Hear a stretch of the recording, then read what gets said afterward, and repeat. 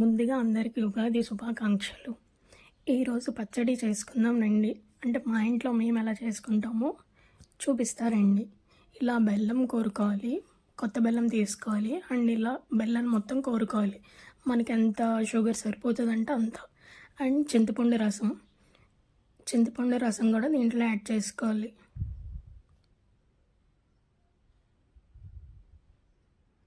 ఆ తర్వాత మొత్తం ఇలా అవేమి ఉండలు లేకుండా మొత్తం అంతా మనం బాగా మిక్స్ చేసుకోవాలన్నమాట.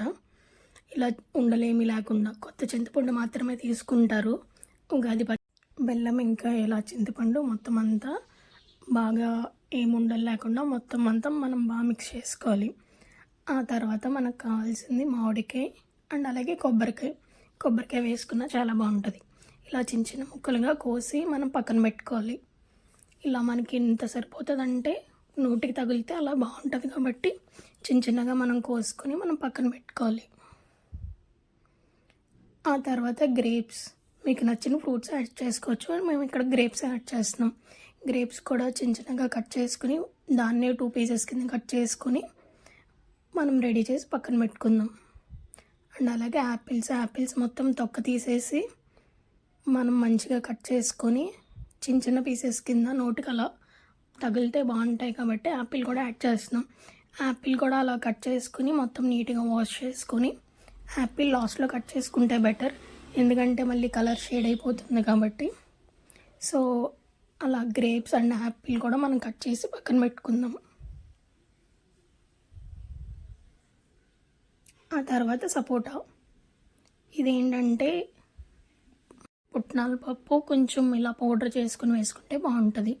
అండ్ అలాగే వేప పువ్వు అలా డైరెక్ట్గా వేసుకుంటే చేదు వస్తుంది కాబట్టి కొంచెం ఇలా జల్లించి ఆ పువ్వులు మాత్రమే సెపరేట్ చేసి వేసుకుంటే మరీ అంత చేదుగా అనిపించదు. సో ఇలా ముందుగానే జల్లించుకొని మనం పక్కన పెట్టుకోవాలి. ఇలా మొత్తం వేప పువ్వు ఇవన్నీ మనం రెడీ చేసుకుని మనం పక్కన పెట్టుకోవాలి.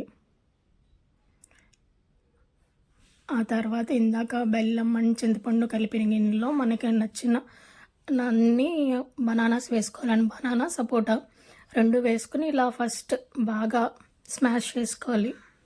ఇలా మంచిగా మిక్స్ చేసుకున్న తర్వాత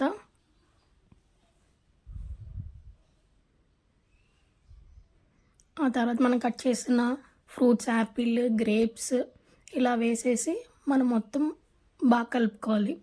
అండ్ అలానే మామిడికాయ కొబ్బరికాయ కూడా మనం కలిపెట్టుకున్నాం కదా, అవి కూడా వేసేసి మొత్తం అంతా బాగా మిక్స్ చేసుకోవాలి. ఇప్పుడు ఆ పౌడర్ ఉంది కదా, పుట్నాల పప్పు పౌడర్, అది కూడా వేసేసి మనం బాగా మిక్స్ చేయాలన్నమాట. ఆ తర్వాత లాస్ట్లో ఇలా వేప పువ్వు దాన్ని కడిగి ఆ పైన వచ్చేదాన్ని మనం పచ్చడిలో వేసుకుని మనం పచ్చడి కలుపుకుంటే మన పచ్చడి అనేది రెడీ అయిపోతుంది. ఇలా మొత్తం కింద నుంచి పై వరకు యాపిల్ గ్రేప్స్ అండ్ మ్యాంగో కొబ్బరికాయ ఇలా మొత్తం అన్నీ వేసుకుని బాగా మిక్స్ చేసుకోవాలి. ఆ తర్వాత లాస్ట్లో కొంచెం పప్పులు పైన యాడ్ చేసుకుంటే మన పచ్చడి రెడీ అయిపోతుంది. చాలా బాగుంటుంది, ఒకసారి ట్రై చేయండి. అండ్ ఇంక ఫైనల్గా దేవుడి దగ్గర పెట్టుకుని మనం తినేయడమే. ఒకసారి ఇలా ట్రై చేసి చూడండి, పచ్చడి అనేది చాలా బాగుంటుంది.